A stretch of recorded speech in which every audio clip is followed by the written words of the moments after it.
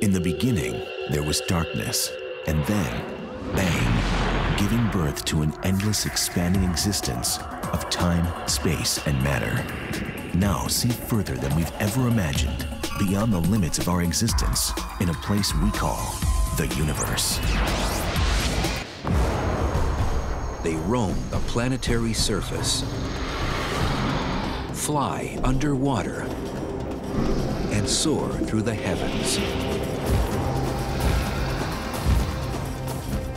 But this is no wildlife safari on planet Earth. This is an expedition of astronomical proportions. Everything looks good from here. Okay, we copy that. When the human race discovers it is not alone, what will our cosmic brothers and sisters look like? To answer this question, leading astronomers and astrobiologists have applied the principles of evolution and physics to 5 types of alien worlds likely to be found in the cosmos. These are the creatures that could be out there.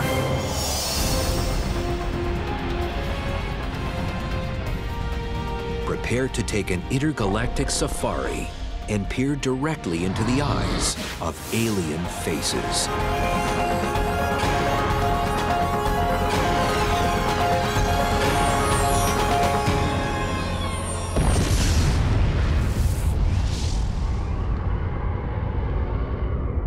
The universe.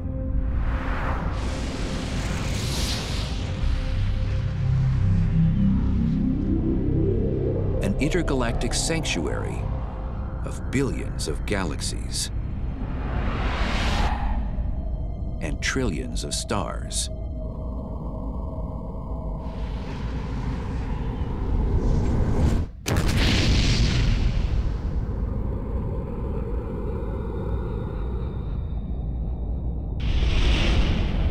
Could it only be a lifeless, barren wasteland of gamma-ray bursts, burning stars,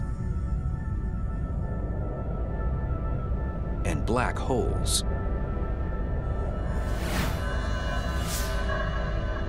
Or does life exist beyond Earth in this cosmic paradise?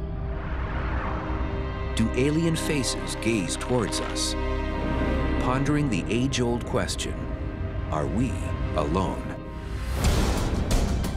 Scientists are still searching for the first signs of life beyond our planet, but many are convinced it's out there, waiting for us to find it. But what on earth, if anything, would it look like? With a potent mix of earth science, logic, and the theory of evolution, computer graphic artists are able to bring some of these alien faces to life.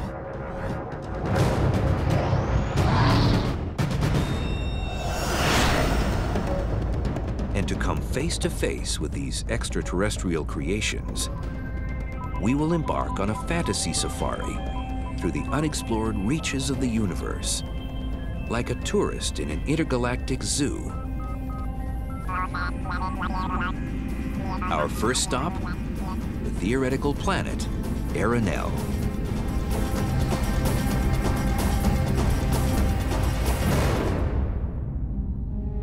The planet Arenal is an odd planet. First of all, it doesn't circle around a star like our sun. It circles around a little red dwarf. These are tiny stars. They're sometimes a fifth, a sixth the size of our sun. So the habitable zone is going to be much closer to that star. This habitable zone is a crucial piece of the puzzle when understanding the evolution of life on any alien planet. A habitable zone in a solar system is the distance from the star where water can exist as a liquid on the surface. It gets enough heat energy from the star to have liquid water and stay liquid water. Liquid water is one of the basic elements for life to begin. But on Arenal, the habitable zone is so close to this glowing ball of burning gas, the star's gravity causes Arenal to be tidally locked, much like Earth's moon, as we only see one side of the lunar surface at all times. This would mean that half of Arenal is constantly in daylight, and the other half is constantly in darkness. In the middle, there would be a 200-mile wide area that stretches from the North Pole to the South Pole, which is in a constant state of twilight.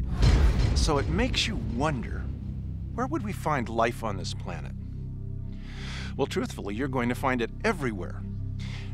But if it's on the dark side, it's life that's been adapted for living in the dark. And if it's on the bright side, it's life that's been adapted for living only in the bright side. And in this twilight zone area, you're going to find creatures that are adapted for both. They can wander and stray into both sides on this world. They really control their own destinies in where they want to go and where they want to hunt. On Arenal, you're going to have a photosynthetic organism, probably likely in the marine environment, a red alga, or a bacteria that will be adapted to taking in infrared light and taking what energy it can out of that and making food. On land, it would probably be a lichen-like thing because it's cold, mosses that would be adapted that way. You're going to have organisms that are going to feed off those. This algae on Arenal represents the bottom of a very long food chain. Everything plays a vital role for survival, from the plant life to the larger, more complex creatures. One example on Arenal that uses this algae as a food source is the insect known as an acom. The acoms are a bizarre little creature. On Earth, we know of what we call metamorphosis. It's the odd ability of a creature to change from one shape to another. We see it in butterflies. A caterpillar eating in your garden will climb up on the fence, spin a cocoon, months later hatch out into a butterfly. These do that too, but they do it in a very odd way. They look almost eel-like with two sets of fins that stick out on either side. At some peculiar moment, they move over to some of the plant life, lock themselves in, and attach themselves and form a shell around them.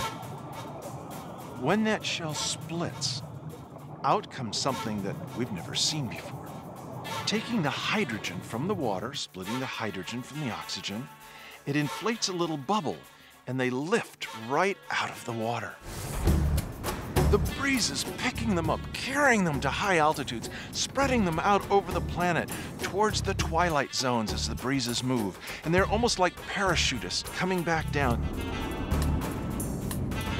Once the acoms reach the ground, they immediately create a burrow where they primarily live. But as the acoms scavenge through the dirt for food, they're hunted from above by one of the next links in the food chain, the penapod. Now, one of the creatures that we'd find most interesting on this world is the penapod. It's an odd little creature because its eyes wrap all the way around so it can see any movement behind it. In the twilight zone of Arenal, it is going to be very dark and cold due to the low light of its star. And the hunters, or even the hunted, will have developed large eyes like owls or other nocturnal creatures here on Earth. But there's an interesting adaptation that developed in most creatures on Arenal. Arenal orbits an M star. M stars emit most of their light in infrared. Infrared is the light that, it's actually heat that you feel when you open up the oven. That's what these creatures would see. They would see the heat expended by their bodies in the world around them. It would look very different than it does to you or me. To see heat signatures on the dark side of the planet gives one of the biggest links on the food chain of Arenal, the Kurja, a cunning advantage. In their sense, in their moves, in the way they act together, they resemble jackals in the plains of Africa. They move in herds, they're hunters, they're predators. They're ugly little nasty creatures that will surround a penapod or a colony of them, ferret them out, and that's their meal. They have the odd ability, however, to see not only in the twilight regions with eyes like we might normally have, but they have a second set of smaller eyes right above that once they move into the darker regions, the nighttime side, they can now pick up the heat signatures of creatures in that area. These are only a few of the creatures that could live on a planet like Arenal. But at least for now, they are simply a product of our imagination. In science, we can sit there and we can imagine life elsewhere. But if we have examples, we have one data point, in fact, and that's planet Earth. And so if we can look at life on Earth, it provides us with an amazing wealth of information that we can then take forward to look for life elsewhere. We have a variety of ecosystems that we can study, and we can look at challenges. What are in ecosystems? What challenges do living things face? And we can apply these principles to alien life. To understand how these principles can be applied, we must continue our intergalactic fantasy safari. We leave the surface of Arenal and zip across the cosmos 322 light-years away to a new solar system and the theoretical planet AG-143.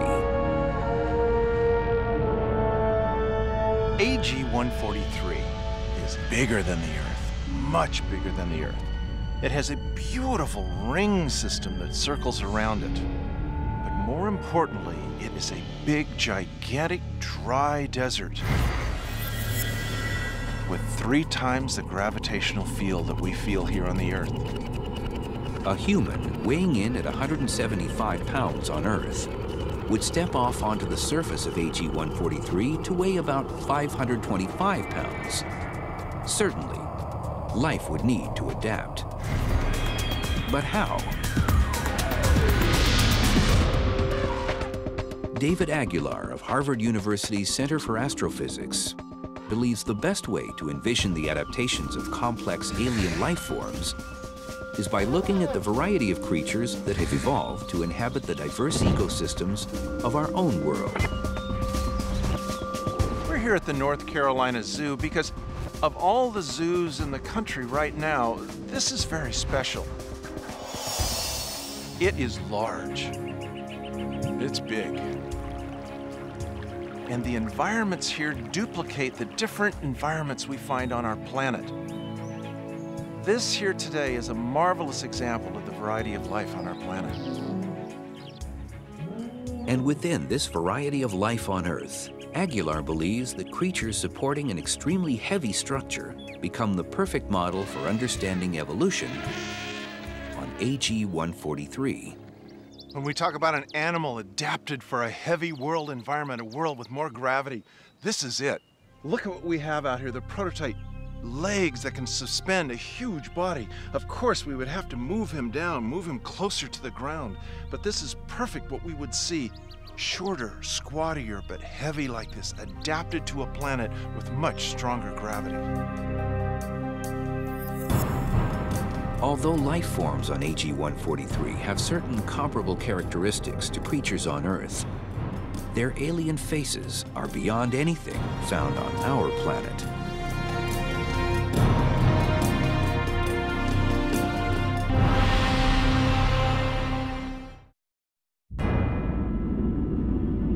Everything looks good from here.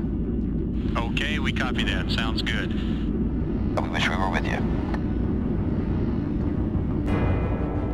What if, one day, a deep space probe detects life outside our solar system?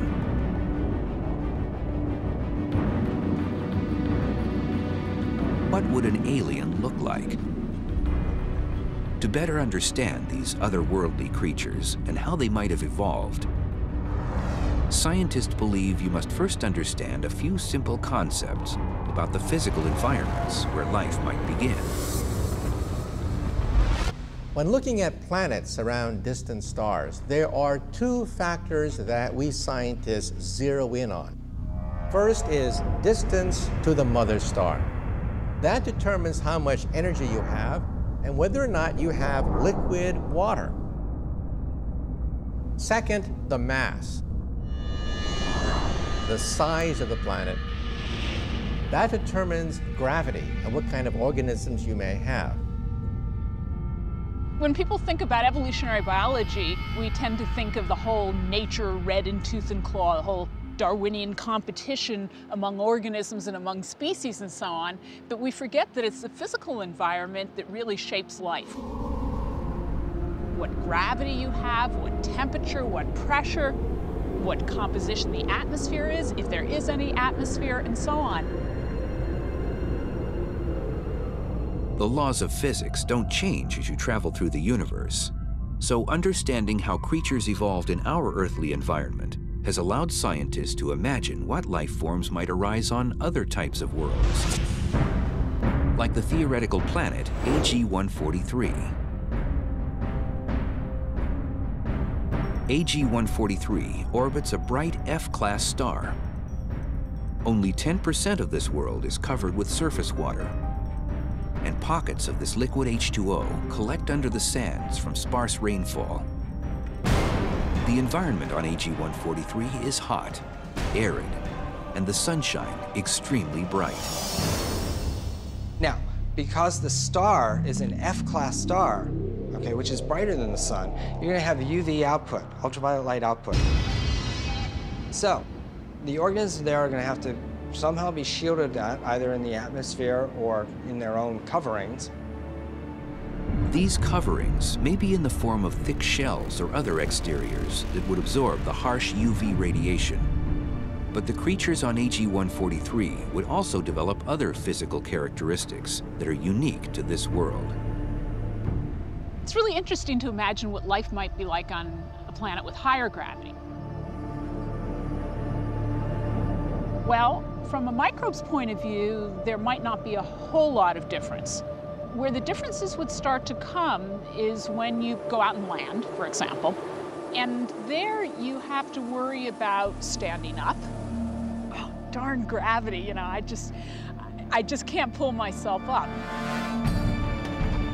But another byproduct of strong gravity may also give rise to an unlikely cast of characters on the surface of AG-143. Or rather, slightly above the surface. On Earth, our atmosphere is 79% nitrogen, 20% oxygen, and 1% other gases that is held in place due to the gravitational pull of the Earth. But on a planet like AG-143, the stronger gravity would hold a much thicker atmosphere, perfect for achieving flight. It may also hold a much higher level of oxygen. We went through a period a couple of 100 million years ago where we think the Earth had a higher concentration of oxygen for a while. And what we see in the fossil record is giant insects, huge wings, giant flying organisms, because if you think about it, you have more oxygen for metabolism, so you can do things with more energy. It's like taking in a higher oxygen with an oxygen tank or something, and you feel all pumped up. And that's how these organisms must have felt. With a thicker atmosphere and higher concentration of oxygen, the skies of AG-143 would be full of large flying creatures that could stay airborne for as long as they need. One example could be the sargon. This creature would live most of its life soaring through the atmosphere, looking for pockets of water that scarcely pepper the planet. Once the sargon finds a watering hole, they swoop down in hopes to not only drink, but hunt any creatures that may have found their way to the oasis. A creature like the moblot. At first sight, you might almost mistake a moblot for a starfish. It has stubby little arms that it moves across the desert. But the odd thing about these arms is they have long tentacles that probe the sand for pockets of precious water that may be hidden. And the odd thing about this creature is if it finds a large, large pocket of water, it begins pulling the water up like it's pulling it up a well. And it grows in size, and it grows in size, and stores the water up like a camel does. Adaptations to locate and store water are crucial for survival. To be stuck out in the middle of a desert hundreds of miles from anything resembling a liquid would be a death sentence for almost any Earth creature. The same would be true for life on our theoretical planet AG-143. This is why the Pholus lives primarily near the water deposits, so that it will remain close to this precious commodity. One of the most bizarre creatures on AG-143 is the Pholus. They're short, squatty. It's a mouth supported by 3 legs on a pedestal platform that has scales underneath. It glides across the sand almost like a sidewinder as it moves. It has the uncanny ability to sense chemically whether or not its prey is nearby. It hunts around the edges of streams and small little lakes. And if it finds its prey, it suddenly stops, freezes, and camouflages itself so that it almost becomes invisible, waiting. Until a hapless creature moves and then suddenly, out it snaps. It's found its dinner. And the Pholus's method of movement, gliding across the surface like a snake on grass, is another evolutionary characteristic caused by the stronger gravity of the planet. To slide with scales rather than lifting a leg would be a lot easier for any creature. That, and it offers a quiet advantage over its prey. They may never hear the Pholus coming. But as the food chain goes on AG-143, nothing is safe. For lurking in these pools of water lies a silent but deadly creature known as the Heathor. As we end our examination of the food chain on AG-143, we've seen the extreme challenges that creatures on a world with little surface water and higher gravity must overcome. But what if the planetary conditions were reversed? What if a planet had a suitable amount of water for life, but also a much weaker gravitational force? The answer might lie right above our heads, in the skies above the Earth. On our intergalactic safari, we've seen how leading astrobiologists used present-day Earth science to hypothesize about the size, shape, and behavior of creatures on an imaginary world with much stronger gravity than Earth.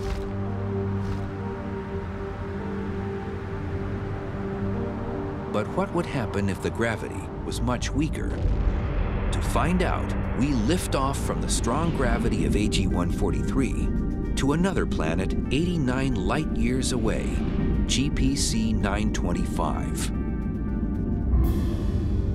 GPC 925 is smaller than the Earth. It's about half the size of the Earth. It's borderline for an Earth-like planet. And because it's smaller, it has less gravity. The star that it circles around is cooler than our sun, and because of that, it's a cross between frozen ice patches, green photosynthetic plants peeking through, and some bodies of water. It would look very much like the northern part of our planet. You get up towards the northern parts of Canada and Greenland. We call it the taiga areas. GPC 925 would be a very specific type of environment.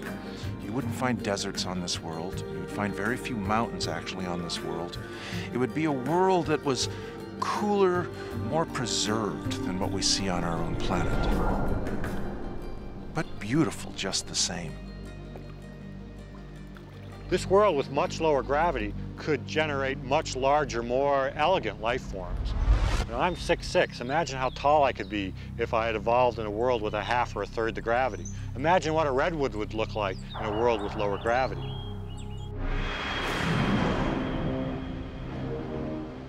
These types of gravitational effects on the surface life would shape and model different characteristics. It would also appear that on a world like GPC 925, much of that surface life would not be found on the surface at all.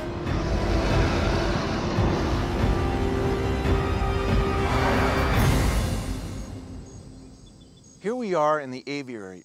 Up in these trees are the remnants of the dinosaurs. This is what was left behind when the dinosaurs passed on. These birds are meant to fly. Their bones are hollow, their feathers locked together. These birds were meant to rule the skies. But on a low-gravity planet, this is what you would see that would rule the planet. Because gravity is going to be light, flight is going to be very easy. And flight is something that's been done on Earth by a number of organisms in different ways. Bats stretch membranes between their fingers and create wings to fly.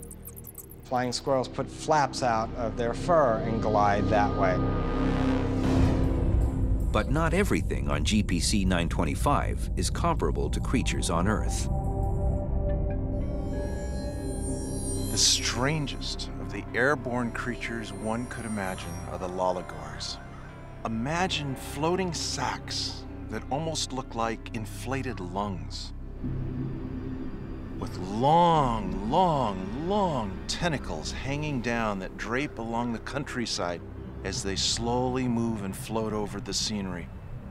Heated by internal heat inside, the warm air inflates their sacs.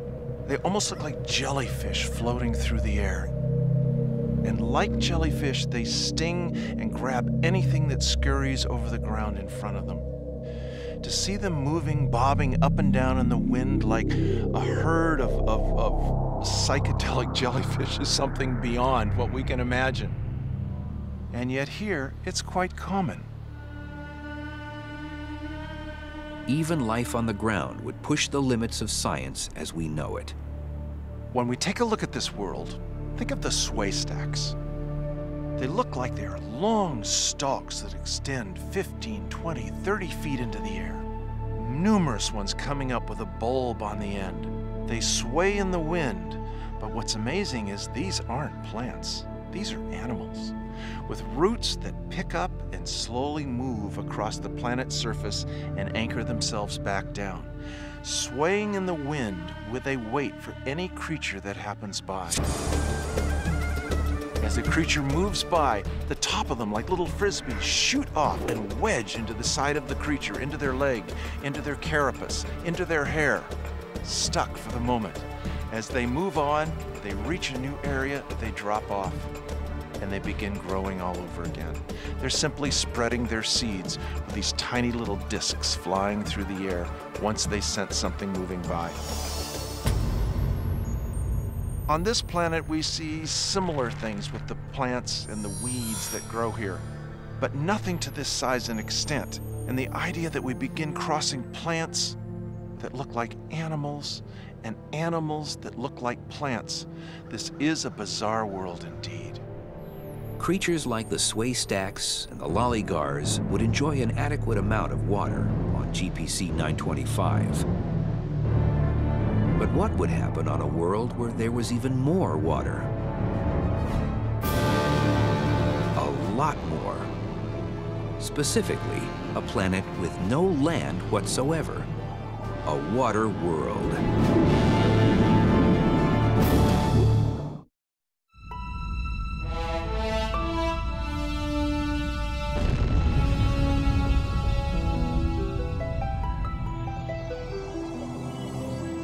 Since we embarked on our intergalactic safari, we have seen the amazing life cycle of the ACOM on Arenal, the bizarre-looking Pholus on AG-143, and the floating loligars of GPC 925.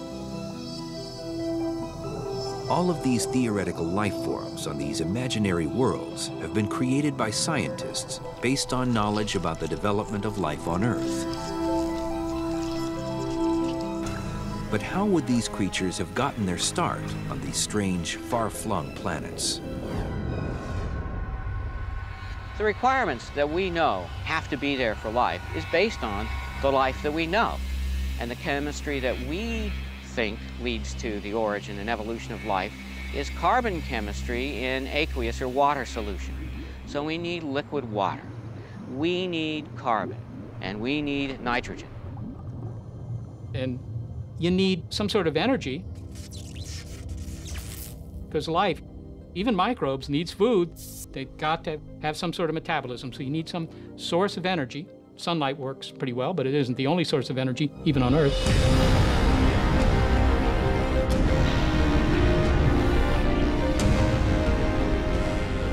For hundreds of years, scientists believed that sunlight was the only energy source for life.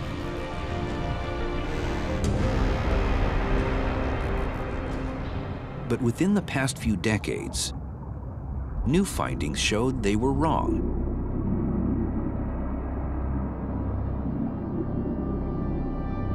Boiling water temperatures found around hydrothermal vents on the seafloor were once believed to be incompatible with life. But recently, scientists have discovered the areas around these black smokers are perfectly suitable for a flourishing underwater community.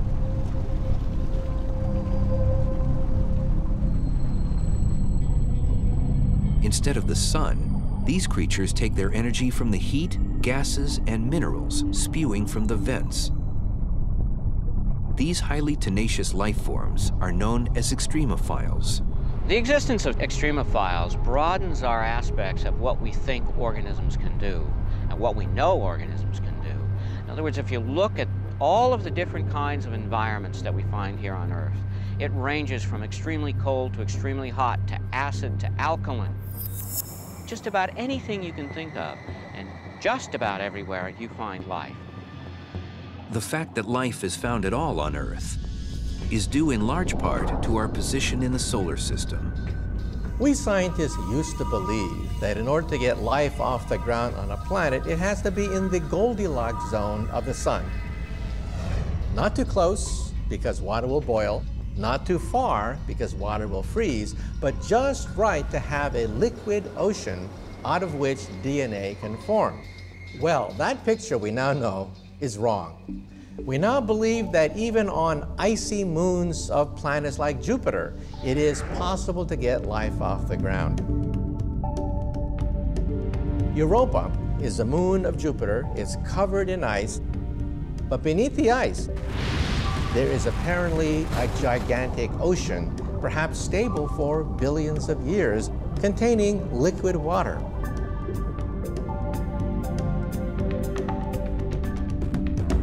And so that sent the physicists and so on scrambling. How could you end up with liquid water so far away from the sun? Now, what it turns out the idea is that there's something called tidal flexing.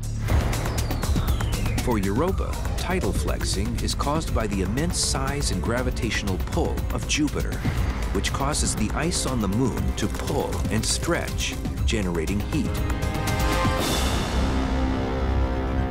Once the insulated lower layers get warm enough, the ice will melt, creating oceans. Now add the types of organic compounds that are believed to exist on Europa, and you've got a slightly altered but very realistic recipe for life. This brings us to our next stop in our intergalactic safari. As we leave the busy skies of GPC 925 behind, we can travel 72 light years to a theoretical gas giant known as Ynir G, a planet circled by 8 moons. Normally, we wouldn't bother with Ynir G. It's a gas giant, and we don't think life could exist on these worlds.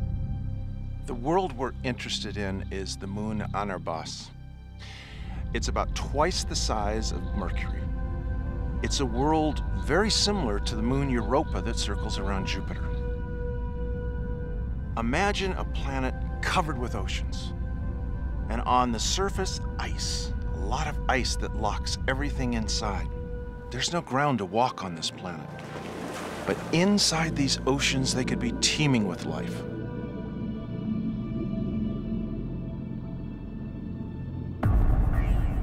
And with the constant pull by Ynir G, Anarbas would most likely have a large amount of geothermal activity that could be a prime source of energy for life to begin.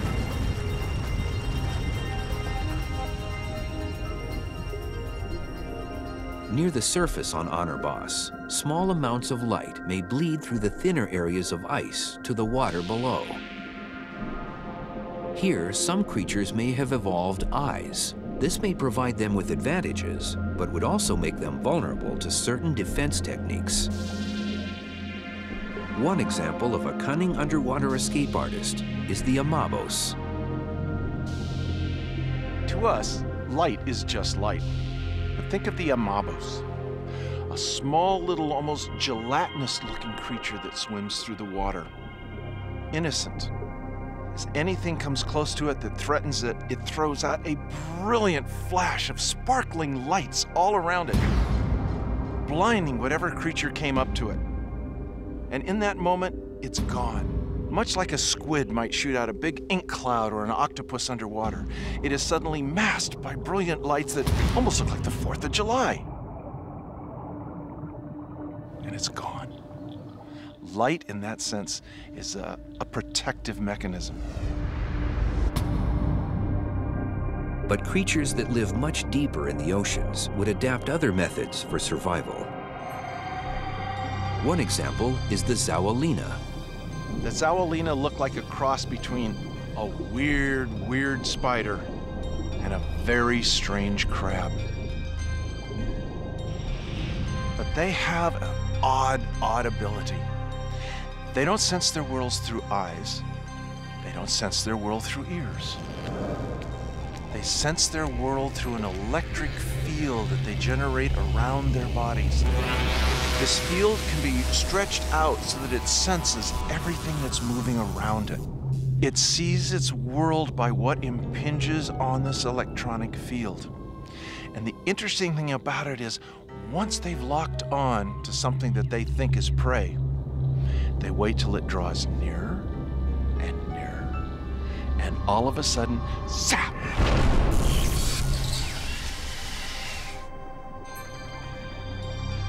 A huge bolt of electricity jets out, stuns their prey, and a tentacle whips out and grabs it and pulls it right in. It hunts by using electricity.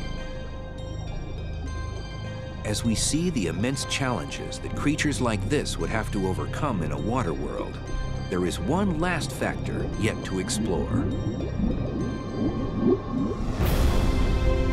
When the time comes that the people of Earth discover life in the cosmos, or that life finally decides to reveal itself to the human race, it may not be a biological entity at all. Rather than flesh, blood, and carbon, we might be met with steel and silicon. A machine.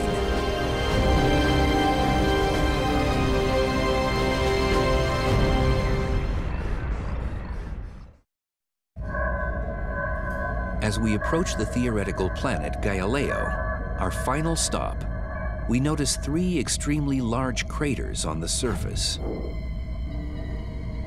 An asteroid collision with a life-supporting planet would be catastrophic. But on Galileo, something's different.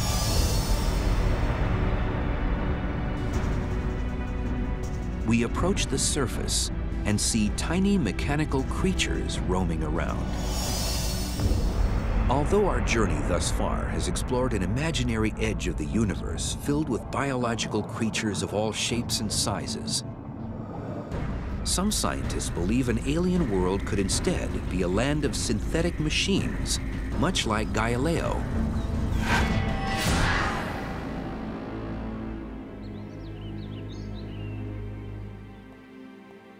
Dr. Seth Shostak of the Search for Extraterrestrial Intelligence, or SETI Institute, believes that when life beyond Earth is discovered, our cosmic relative may be made of steel and silicon rather than flesh and blood.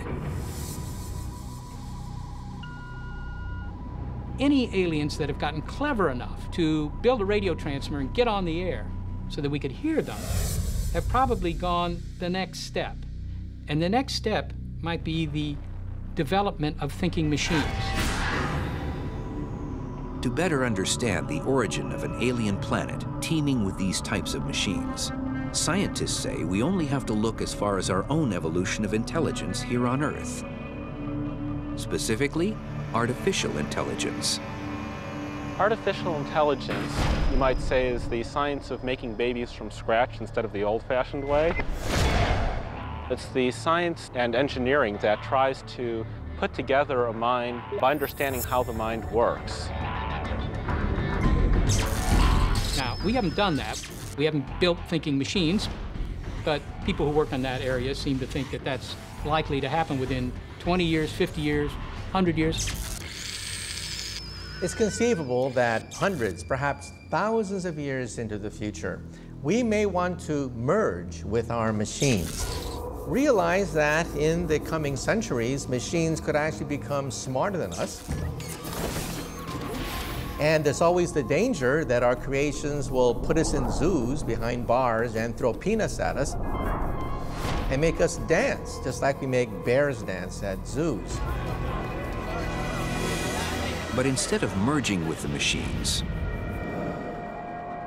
one day humans may in fact become the machines.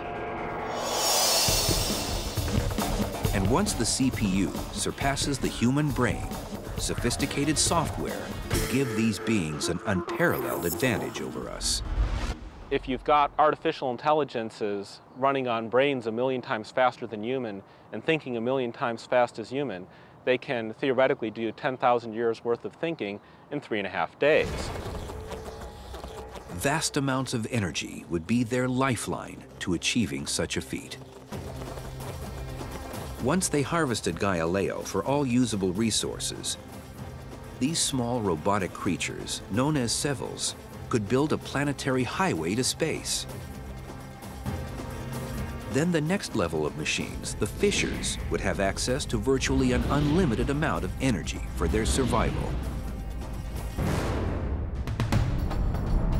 Just realize that the Earth only uses a tiny fraction of the energy from the sun.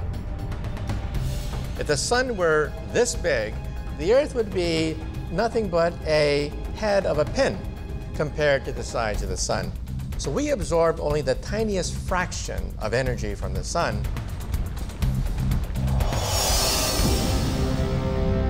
To harvest the energy from the sun, a theoretical structure known as a Dyson sphere could be built around it or any other star. A Dyson sphere is a gigantic sphere that is built to surround a star to absorb all the energy from that star. In this way, you can absorb the entire output of a star without getting burned in the process.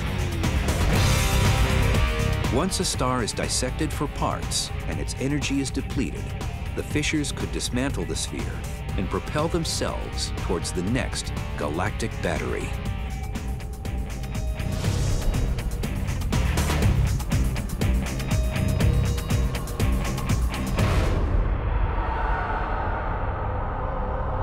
If scientists are correct, this rise of the machines may even happen on a planet closer to home.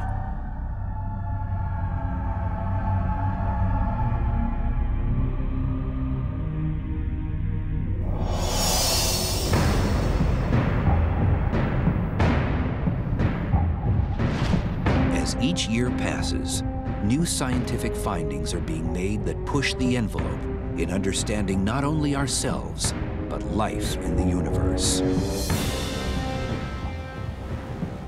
There is a whole new world, or rather worlds, ready for us to discover out there. And if life elsewhere in the universe is finally discovered, the sheer number of stars assures us that there is a diverse, colorful, and vast array of life to be found, and more alien faces than anyone could ever imagine.